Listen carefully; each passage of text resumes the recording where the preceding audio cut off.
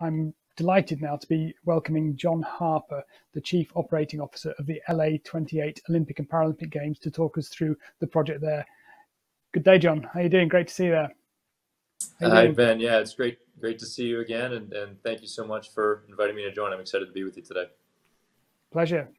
Yeah, so you have a presentation you're going to talk us through the project. I mean, obviously it's quite a long way in the future still, but you're now at a stage to sort of give us a snapshot of what the games might look like for our audience today.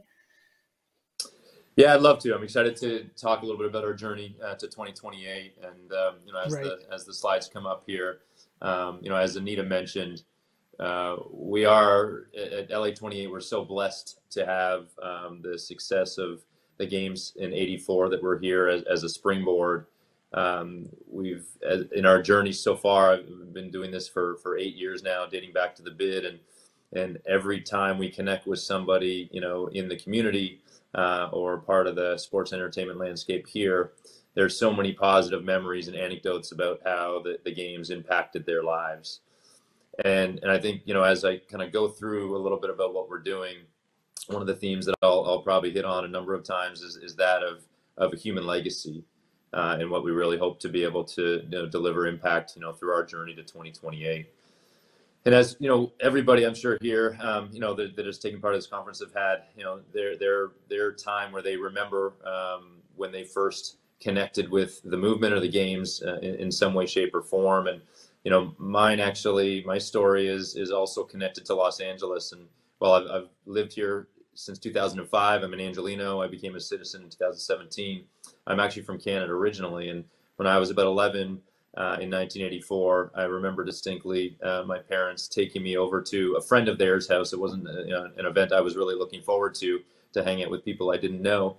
But at one point in the evening, we all huddled around a pretty big CAD TV in their basement, and we started watching this swimming event. And I didn't really know much about what the Olympics were, but as the evening went on, Victor Davis, a Canadian swimmer, won gold, and then Alex Bauman, by the fingertips upset the favorite and won gold. And just seeing the excitement, the tears of my family really started to really have an impact on me to understand what it meant to be Canadian, what it meant to have patriotism. And then the next week, watching Carl Lewis do all amazing things that he did in '84, and Joe Benoit winning the first women's marathon from afar, seeing how a games, especially in that environment at that time, really galvanized the city, galvanized the country, and it was something that obviously ignited the passion in me. And so it's been a different path to Los Angeles, but certainly have a connection. And I'm excited to give you a look about what it is we're planning for on that journey to 2028, which we think is going to be an unbelievable games for everyone, for all of the athletes, the fans, the community, and all of the stakeholders. As I'm sure has been talked through in many conferences like this, this event is the biggest platform in the world to bring people positively and peacefully together. It's a platform for human achievement, a platform for diversity and inclusion, and a celebration really of sport and competition and fandom. For us, as we really started this journey back in 2017, in transitioning from our bid to the organizing committee, it was important for us to step back as a startup and really, set apart what it is we're trying to do. And I'm sure many of you had followed our journey. We had been bidding for 24. Ultimately, with Paris and the IOC, negotiated a tripartite agreement to be awarded the 2028 games, which we were very excited about, to have additional time on that journey. But not having a traditional 7-year blueprint, it was important for us to really lay out how we were going to not only use the additional time, but really lay the foundation for that journey. And so we say often that our mission is clear, but our vision is bold. So our mission here, is ultimately at the core. We need to create the most unparalleled Olympic and Paralympic experience we can for all stakeholders, and we'll do that. But that we say often that if we just do that, we'll fall short of the opportunity to really leave a lasting legacy for the city of Los Angeles, for the movement in the United States, and hopefully for future organizing committees, in years to come. And so as we laid out our vision to collectively create what's next by harnessing sport, community, and the power of our differences, for us, it's not about changing everything, but it's, I think, picking up on your last panel, it's about trying to understand how best to reimagine, ask questions and reimagine how we can be as effective as we can to not only deliver the games, but to deliver impact beyond the games, and be a catalyst to allow other people, other organizations within the community to be able to deliver long past 2028. And in order to do that, or we have the opportunity to do that as we think about our operating principle. We talk a lot about thinking differently and thinking boldly. Really trying to harness the creativity and innovation that is in LA and is in our DNA. But also, I'll pick up a few things that Anita was saying in the last panel as well, is how do we make sure we connect not just our games, but the journey that we have, to 2028 and what we're doing to engage that next generation of fans in everything that we're doing. And so I think these two concepts really are litmus tests for us as we go through the decisions that we need to make and the strategic opportunities that we think we have, over the course of the next number of years. Now, what's afforded us to be able to hopefully think a little bit differently and boldly is that, for those of you who know Los Angeles well, we're very blessed with not having to build anything permanent for the games. We have a wealth, we're very fortunate to have a wealth of existing premier facilities, some that continue to, as we joke, drop from the sky as the sports entertainment industry here in Los Angeles continues to evolve. And they're run by world-class operators that run businesses in the sports entertainment world 365 days of the year. Competition venues as well as universities, and blessed with not only UCLA and USC that were a part of the games in '84 and will continue to play a major role for us in '28, but all of the other institutions around the region continue to be a key part of how we're thinking of planning the games, that do allow us to really co-create, or as we use that, collectively create those opportunities in our storytelling and in our planning. And what that will, if we do our jobs right, what that will allow us to do is continue to think through how to deliver the most sustainable games in all aspects of sustainability. Environmental, yes, but also fiscal. And how do we make sure that we, as a private nonprofit without support from our government, how do we make sure that we deliver the games on budget, but hopefully also do one better, similar to LA '84, and be able to leave a lasting legacy beyond the games. So as we had this journey of 10 years now we're on a more traditional cycle of 6 years to go. We got asked the question a lot, especially in the early days, like, with all this extra time, what is it you're actually doing to play in the games? And so we really looked at this journey in phases, and that early days, really trying to recognize we were neophytes and really trying to make sure we learned from the movement and built the right small core team that not only brought in the expertise from the movement, but also started to bring expertise that maybe from outside the movement to really think differently and allow us to come up with different ways of thinking. Over the last 3 years, we've really focused on getting the foundation of our organization right, launching our identity, launching our brand, so that we can actually start to engage outside of just our internal work, and really set the revenue side, the commercial side of our business up, which is so important to define the success of the back half of this journey. Where we're at now in 2022 is really, as we say, kind of on our journey to Paris. We really want to take this time to solidify our operational plans, really understand what our organization will evolve to, and as what I'll talk about mostly on in the last half here on how we're looking at our games plan, not to operate it, but to make sure that we've got the right foundation from which to scale. Because after Paris, there's we're no longer on deck. We're up, and we need to make sure that we're able to run and scale in a really deliberate and efficient way.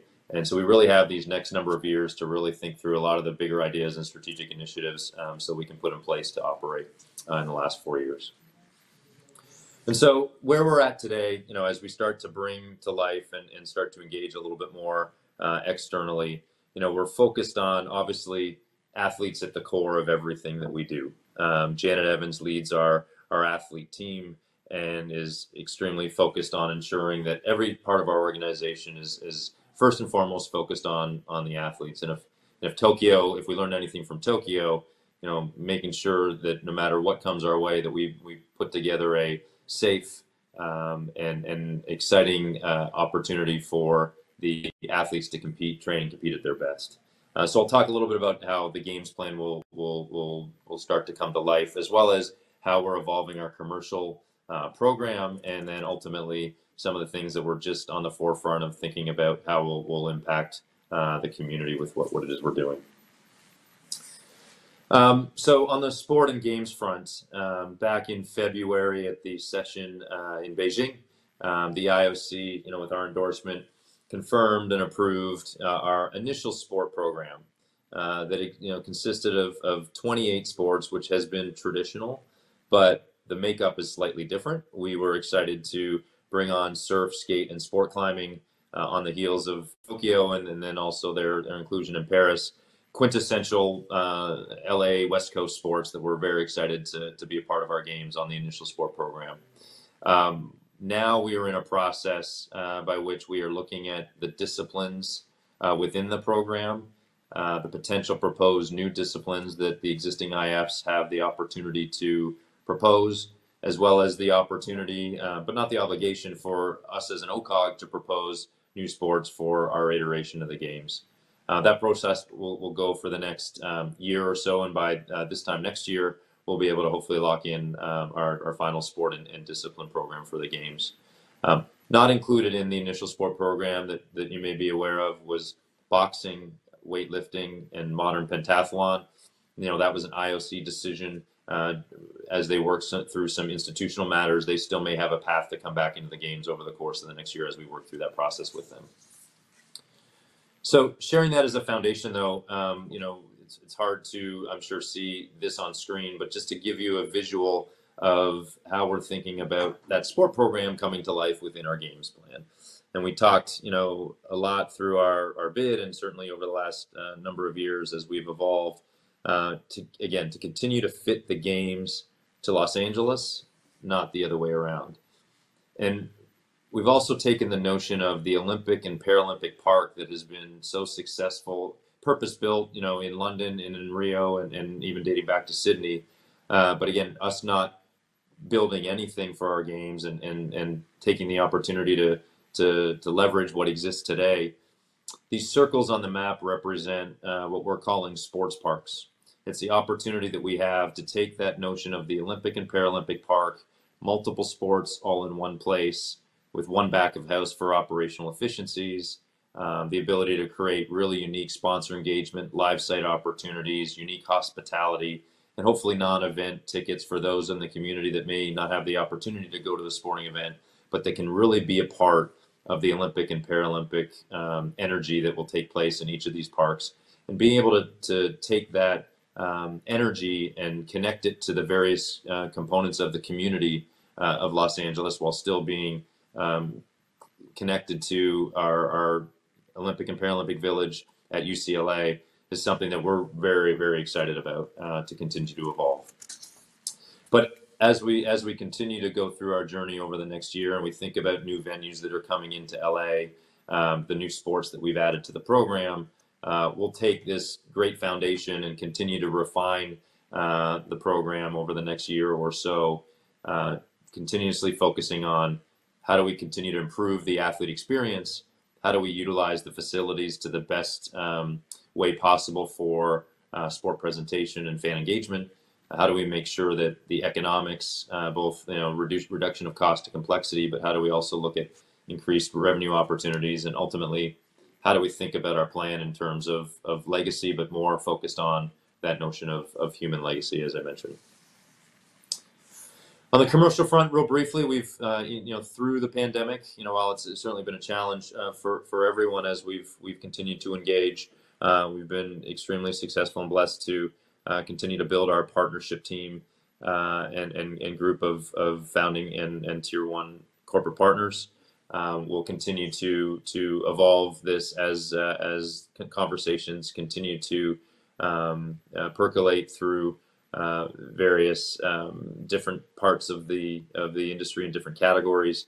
The one I would highlight here at the bottom and On Location was a great model of what I was describing earlier about thinking boldly and thinking differently, and really that partner came to life through work that we did with the IOC and with Paris and Milano Cortina to really think about how can a global hospitality partnership come to life for all three of the games.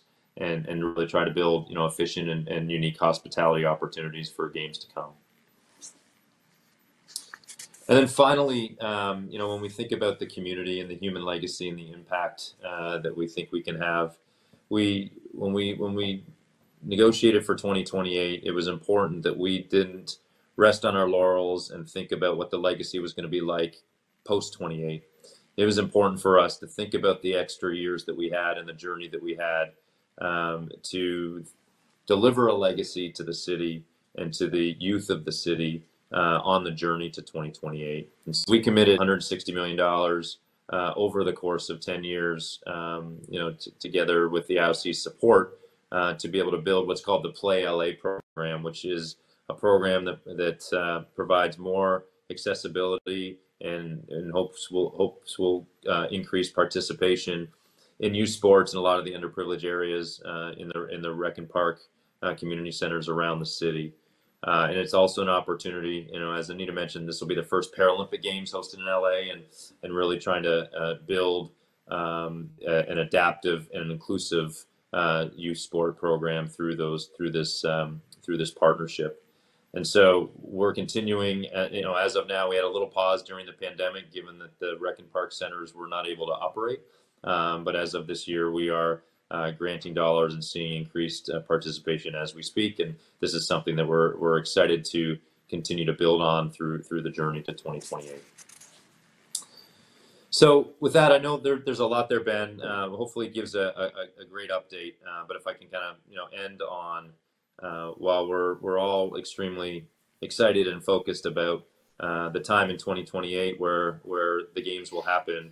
I think the real magic that we have as an organizing community and as a community is really on the journey to really think differently and bring the games to life, but really be a catalyst to deliver impact to the community and to the movement moving forward, and hopefully we'll be able to create those memories of children that are 10, 11 years old today that will carry with them and impact their lives moving forward.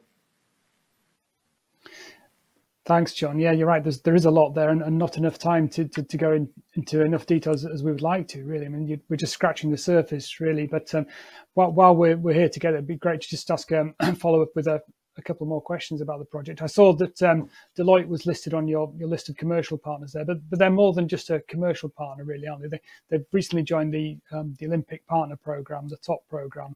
So, how do you envisage their expertise contributing to the delivery of the games? Yeah, no, that's right, Ben, and obviously Deloitte's an exceptional partner. I think we are just scratching the surface and understanding the expertise and the approach they're going to bring at the top partner level and in the categories that they're working together with the IOC and future organizing committees, and we're really looking forward to understanding how they're going to evolve what they can bring to help us deliver the games in a more efficient and effective manner. Thank you. And the IOC Agenda 2020+5 is bringing in lots of exciting changes. I appreciate that you won the bid sort of before the +5 bit was added to it, but one of the things that's been added in recent years is the inclusion of virtual sports that have a physical component, and there's talk of that being included in the LA 28 games, and there's also something in there about merging the kind of the online presence, the website effectively of the IOC, which is now Olympics.com, and that being merged with the organizing committee's website as well. So how are you working with the IOC to bring these changes about, and what impact do you think they'll have on the games? Yeah, I think obviously it's real exciting to, again, pick up on the terms I was using before of thinking differently, and I think this falls squarely into that. Certainly a space we need to learn a lot more about, and how they're thinking about it in the context of our games and future games. I think we're being certainly open-minded. As what I can talk to more specifically is around the sport program. Obviously we're working together with all the international federations on the existing program as we think about their existing disciplines and potentially propose new disciplines. And if there's situations where sports may propose disciplines that may have that physical virtual nature in mind, we're certainly open to exploring and learning more about it, trying to understand how that will impact things that we need to take into consideration around athlete quota, field of play requirements, cost and complexity, and how does it align to some of the criteria that we've set up as we evaluate the sport program that has been public, that the IOC has shared around obviously the best athletes and making sure that we are having the best competitions are all going to be factors. But I'd say we're certainly open to learning about how things are going to evolve. Thanks, John. And LA is perhaps primarily known as the entertainment capital of the world. So are we set for our minds to be blown with the opening and closing ceremonies? I'm certainly expecting something quite incredible. Yeah, I think it's certainly a big high bar that we have, certainly with the notion of being what we think is a big center of innovation and creativity. We have not, full transparency, given that journey that I shared, we have not yet started to put together the ceremony plan. It's a little bit early in our stage, but yes, certainly can say that it will be something that we will take great pride in celebrating the community of LA and celebrating the differences that exist in our culture. Well, I think that's the key, isn't it? It's not just a spectacular thing. It's a celebration of the city and the people. As we've heard in the panels before, that's the whole point of doing these events, isn't it? Really, it's not just about sport or entertainment. It's about regenerating cities and celebrating communities. Yeah. But so I think that's right. I pick up on some. Oh, sorry, Ben. I was just going to pick up the last one. Pick up on what you said earlier. The notion of Agenda 2020 and a 2020 plus 5 certainly, was. We feel like we were building from that foundation even before those principles were set, and we've got again the opportunity because of the amazing facilities and partners that we have here. And I think you hit it right on the head. Is back to the theme I mentioned earlier, is how do we make sure we create the best and most compelling experience for all the stakeholders and really focus on that human legacy and celebrating the fact that there's not one LA. As we think about our emblem and our logo is our opportunity to really co-create it with the community that exists here and really focus on that human legacy. Great. Well, it's great to see you again, John, after all these years. I think when we last met face to face, it was during we were working together on the bid. We supported you on the bid program. I think it was Sport Accord. I think somewhere yes, Bangkok, perhaps. I think it might have been. Was it Aarhus? Exactly. I can't remember which. Seems like almost a decade ago, but it's probably close to that. But yeah, listen, thank you very much for having me on, and look forward to see you all in person. Pleasure. Thanks so much, John. Thank you for joining us.